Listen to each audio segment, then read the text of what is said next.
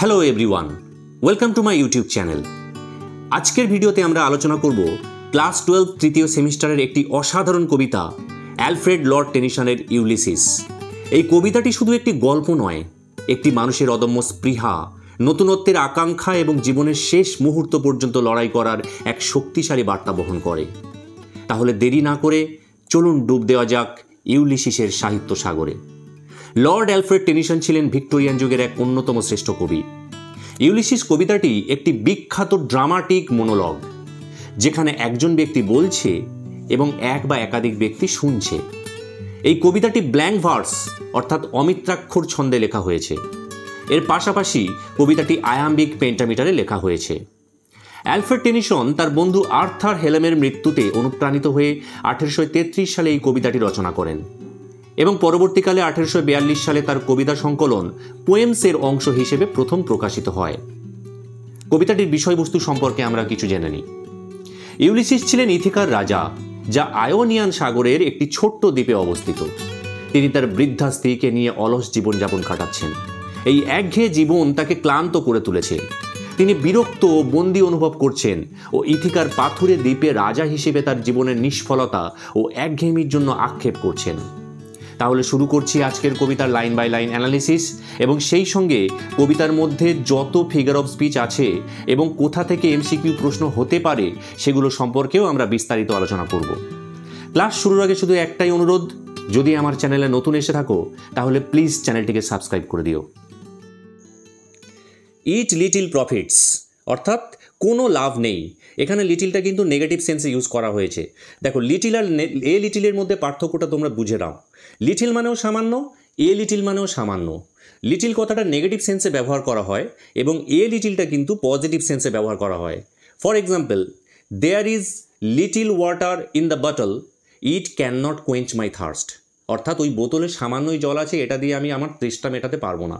কিন্তু আমি যদি বলি there is a little water in the bottle, it can quench my thirst, অর্থাৎ বোতলে সামান্য জল আছে, ওটা দিয়ে কিন্তু আমি আমার তেষ্টা মেটাতে পারবো। ব্যাপারটা আশা করি সবার কাছে বোধগম্য হয়েছে যে এখানে লিটিলটা কিন্তু নেগেটিভ সেন্সে অর্থাৎ কোনো লাভ নেই না অর্থে লিটিলটা ব্যবহার করা হয়েছে। That's an idol king. Idol king মানে কি? অলস রাজা। অর্থাৎ রাজা যদি অলস হয় তাহলে তার কোনো লাভ নেই। বাই দি স্টিল হার্থ, এই যে স্থির অগ্নিকুণ্ডের পাশে বসে আছে রাজা, HEART, হার্থ মানে কি? অগ্নিকুণ্ড। অর্থাৎ শীতপ্রধান দেশে ঘরের মধ্যে ঘরকে গরম করার জন্য যে ফায়ার প্লেসটা রাখা হয়, সেই ফায়ার প্লেসটাকেই কিন্তু এখানে হার্থ বলে উল্লেখ করা হয়েছে। অর্থাৎ স্টিল হার্থ, স্থির অগ্নিকুণ্ডের পাশে বসে, অ্যামং দিস ব্যারেন ক্রেগস, এই সমস্ত যে ব্যারেন মানে কি? অনুর্বর, আর ক্রেগস মানে হচ্ছে পাথুরে জমি। অর্থাৎ এইখানে আমাদের কিং বলতে কিন্তু ইউলিসিসের কথা বলা হয়েছে, যাকে আমরা হোমারের ইলিয়ড মহাকাব্যে ওডিসি মহাকাব্যে অডিসিয়াস হিসেবে চিনি। ঠিক আছে? তো সেই তার যে রাজ্যটা, সেই রাজ্যটাকে এখানটায় কিন্তু ব্যারেন ক্রেগস হিসেবে উল্লেখ করা হয়েছে। তোমাদের এই প্রসঙ্গে জেনে রাখা ভালো যে অডিসিয়াস বা ইউলিসিস যে রাজ্যেতে রাজত্ব করত, সেই রাজ্যের নাম ছিল ইথিকা। ঠিক আছে? যেটি আয়োনিয়ান সাগরের একটা ছোট্ট দ্বীপ। তো সেই রাজ্যটাকে এখানে তিনি কিন্তু ব্যারেন ক্রেগস হিসেবে উল্লেখ করেছেন, অর্থাৎ অনুর্বর পাথুরে জমি। ঠিক আছে? Matched with an aged wife, এবং সেখানে আমাকে থাকতে হচ্ছে ম্যাচড মানে কি? মানিয়ে নেওয়া। উইথ অ্যান এজেড ওয়াইফ, একটা বৃদ্ধা স্ত্রীর সঙ্গে। এখানে ইউলিসিস তার স্ত্রীর কথা বলেছেন। তোমাদের জেনে রাখা ভালো, ইউলিসিসের স্ত্রীর নাম ছিল কিন্তু পেনেলোপি। ঠিক আছে? PENELOPE, এই পেনেলোপি ছিল তার স্ত্রী। ঠিক আছে? ভেবে দেখো যে স্ত্রীর সঙ্গে দেখা করার জন্য প্রায় 20 বছর তিনি অপেক্ষা করেছিলেন। প্রথম 10 বছর ট্রোজান ওয়ারে তিনি অংশগ্রহণ করেছিলেন, 10 বছর ধরে যুদ্ধ চলেছিল, এবং তারপরে সেই যুদ্ধ শেষ হওয়ার পরে যখন তিনি বাড়িতে ফিরছিলেন, তার স্ত্রী পুত্রদের দেখার জন্য তার প্রবল আকাঙ্ক্ষা ছিল মনের মধ্যে। ঠিক আছে? এবং 10 বছর পরে তিনি বাড়িতে ফিরেছিলেন, মোট 20 বছর। ঠিক আছে? সেই 20 বছর পরে বাড়িতে ফিরে আসার পরে সেই স্ত্রীকে তিনি এখন বলছেন কি? এজেড ওয়াইফ, বৃদ্ধা স্ত্রী। ভেবে দেখো, mete and dole unequal laws unto the savage race. Mete মানে কি? মেট মানে হচ্ছে পরিমাপ করা, অ্যান্ড ডোল মানে কি? বিতরণ করা। অর্থাৎ রাজা বলছে আমি বিতরণ করি এবং পরিমাপ করেছি আনইকুয়াল লজ, অসম আইন, আনটু এ স্যাভেজ রেস, স্যাভেজ রেস মানে কি? স্যাভেজ মানে অসভ্য, বর্বর, জঙ্গলি, আর রেস মানে জাতি। এখানে স্যাভেজ রেস বলতে কিন্তু ইউলিসিস তার রাজ্যের যারা প্রজা রয়েছে তাদের কথা বলা হয়েছে। তারা ছিল অসভ্য, বর্বর বলে তাদেরকে এখানে উল্লেখ করা হয়েছে। That hoard and sleep and feed and know not me. আর তাদের কাজ কি? তাদের কাজ হচ্ছে হোর্ড। হোর্ড মানে সঞ্চয় করা, কোনো কিছু জমানো। স্লিপ মানে ঘুমানো। অ্যান্ড ফিড এবং শুধু খাওয়া দাওয়া করা। অ্যান্ড নো নট মি, তারা আমাকে জানে না, আমাকে চেনে না। রাজার এখানে একটা আক্ষেপ রয়েছে যে তার ওই স্যাভেজ রেস যারা ছিল তাদের কাজ হচ্ছে ওই তিনটে জিনিস: খাও দাও ঘুমাও এবং সঞ্চয় করো, ব্যাস। এর বাইরে তারা কিছু জানে না। তারা অ্যাডভেঞ্চারে যেতেই চায় না। জীবনটাকে যে আস্বাদ গ্রহণ করতে হবে, ঠিক আছে, নতুন নতুন জিনিস আবিষ্কার করতে হবে, এই বিষয়টা তার প্রজাদের মধ্যে ছিল না, ঠিক আছে। অ্যান্ড নো নট মি, তারা আমাকে চেনেই না। আমি এত বড় একজন মহান রাজা, এত অ্যাডভেঞ্চার করেছি, সারা বিশ্ব আমাকে চেনে, আর আমার প্রজারাই আমাকে চেনে না, ঠিক আছে। এইটাই ইউলিসিসের আক্ষেপ। I can not rest from travel.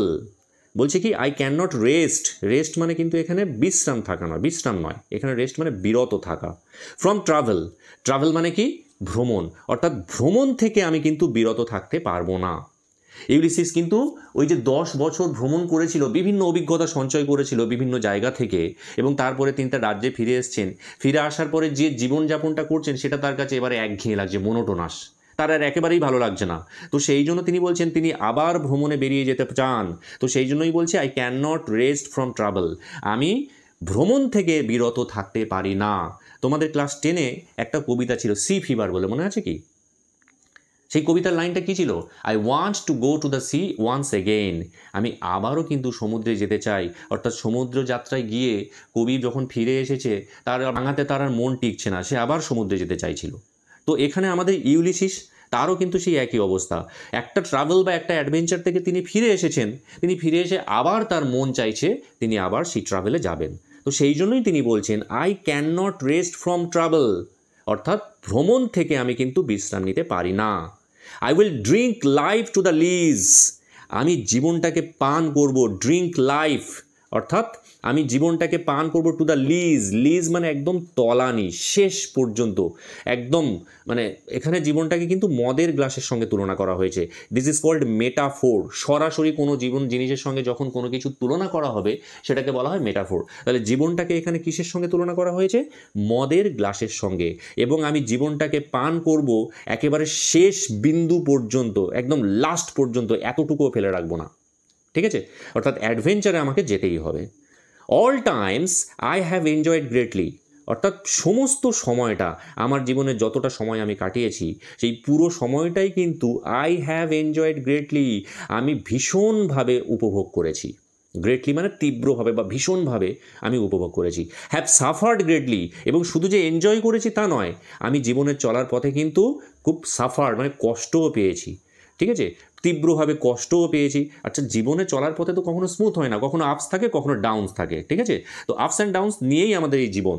তো কখনো আমরা আনন্দও পাবো, আবার কখনো দুঃখ পাবো।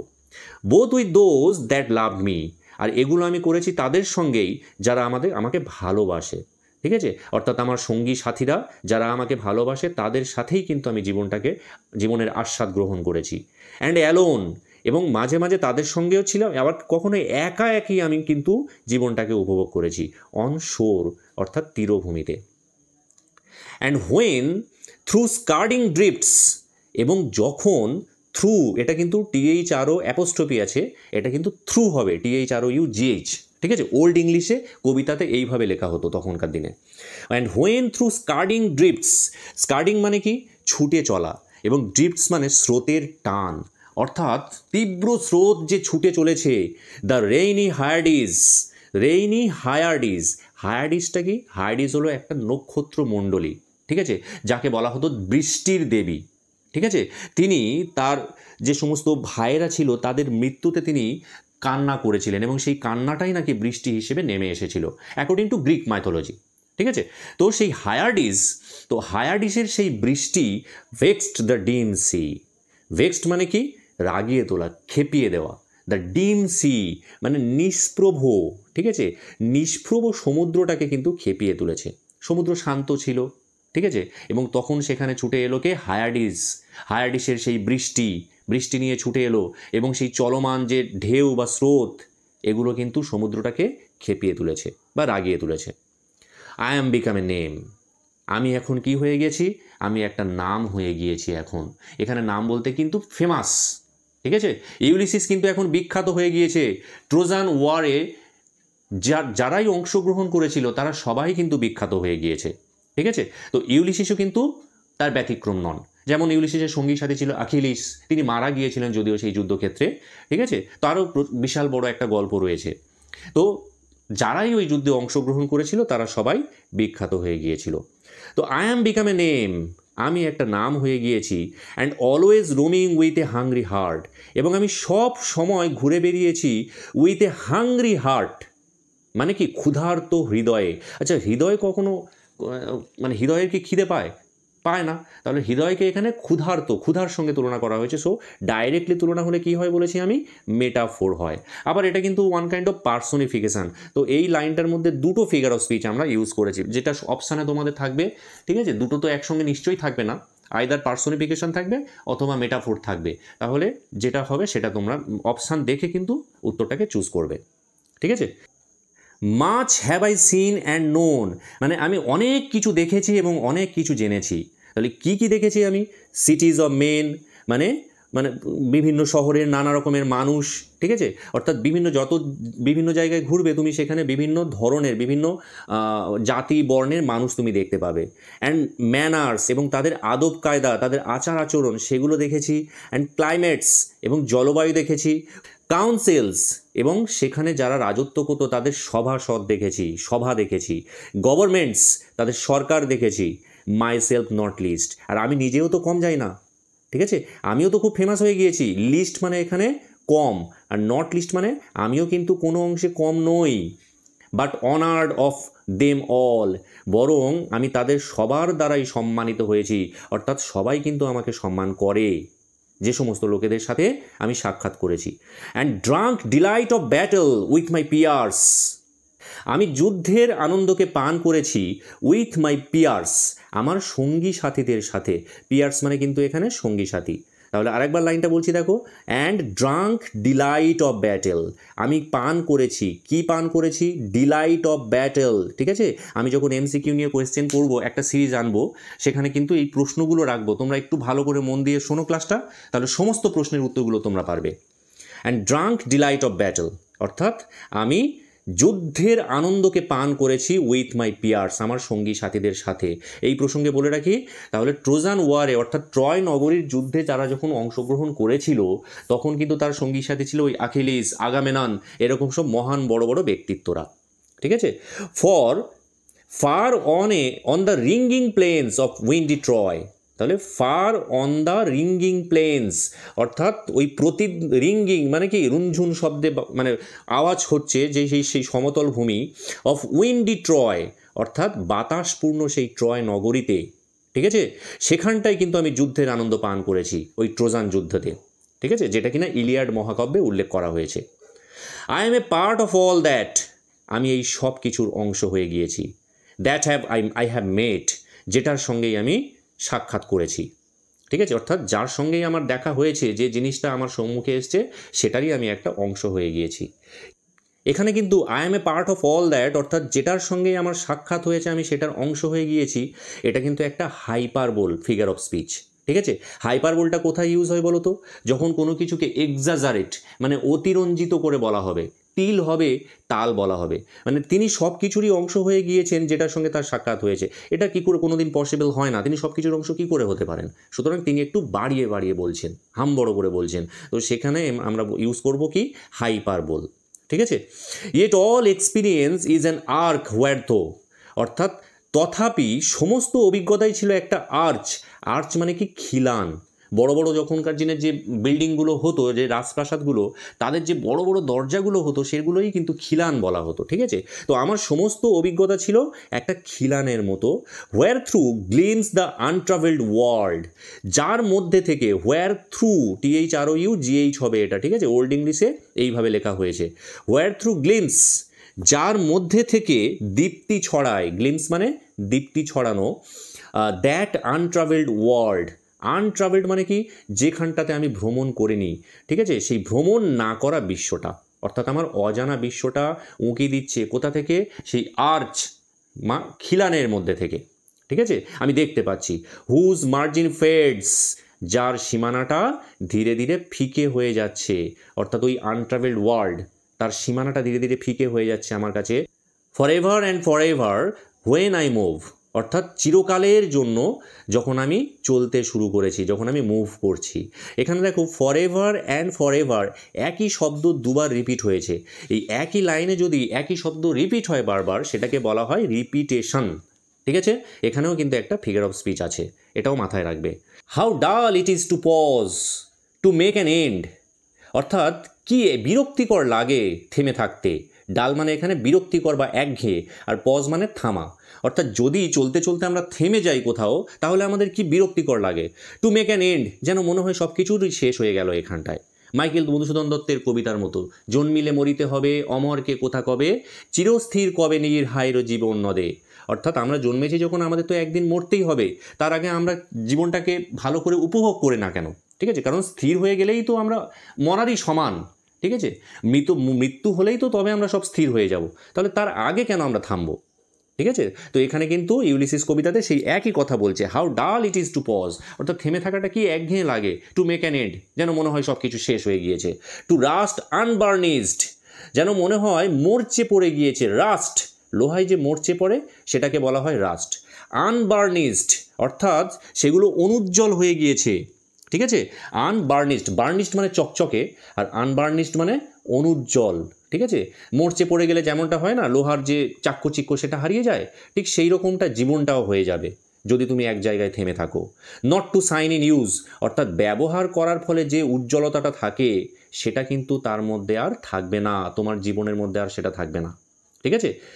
As though to breathe with were life, যেন নিঃশ্বাস নেওয়াটাই শুধু জীবন, মানে শুধু তুমি নিঃশ্বাস নিচ্ছ আর ছাড়ছো, ব্যাস এইটুকুই জীবন, জীবনের মধ্যে আর বৈচিত্র্য থাকবে না, ঠিক আছে।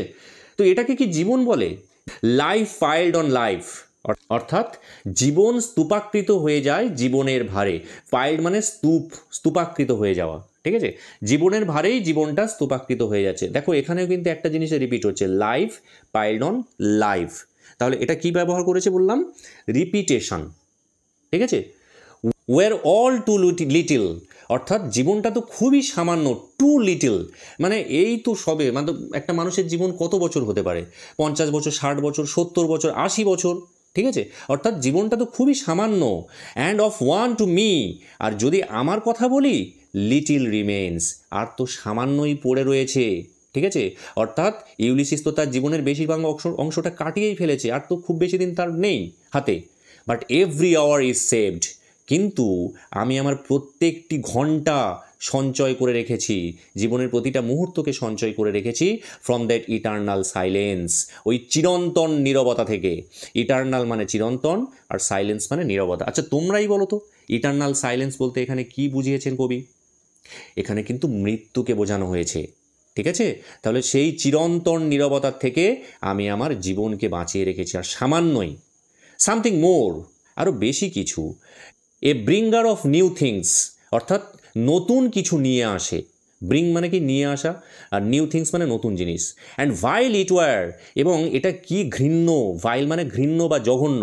অ্যান্ড ভাইল ইট ওয়ার, এবং এটা কতটাই না ঘৃণ্য। For some 3 suns to store and hold myself, অর্থাৎ আমার জীবনের আর কিছুটা, 3 সানস মানে 3টে সূর্য অবশিষ্ট রয়েছে। Two store and hold my self মানে আমি জমিয়ে রেখেছি এবং সঞ্চয় করে রেখেছি। হোল্ড মানে তো একটু আগেই বলে দিয়েছি, সঞ্চয় করা, ঠিক আছে। আর 3 সানস মানে কি? 3টে সূর্য, মানে এখানে 3 বছরের কথা বলা হয়েছে, ঠিক আছে। অর্থাৎ সূর্যকে পৃথিবী একবার প্রদক্ষিণ করতে যে সময় লাগে সেটাকে 1 বছর বলা হয়, মানে ওটাকে একটা সূর্য ধরা হয়েছে। 3 সানস মানে 3টে সূর্য, মানে 3 বছর, ঠিক আছে। অ্যান্ড দিস গ্রে স্পিরিট, এবং এই ধূসর আত্মা, ইউলিসিস তার নিজের আত্মাটাকে এখন ধূসর বলেছে, অর্থাৎ সে তো জীবনের গোধূলি লগ্নে চলে এসছে, ঠিক আছে। সে তো প্রায় মানে বেশিরভাগ জীবনটা সে অতিবাহিত করে ফেলেছে, এবং সেই জন্য সে তার নিজের আত্মাটাকে গ্রে হিসেবে তুলনা করা হয়েছে। এটা কিন্তু একটা ইমেজারি, ঠিক আছে।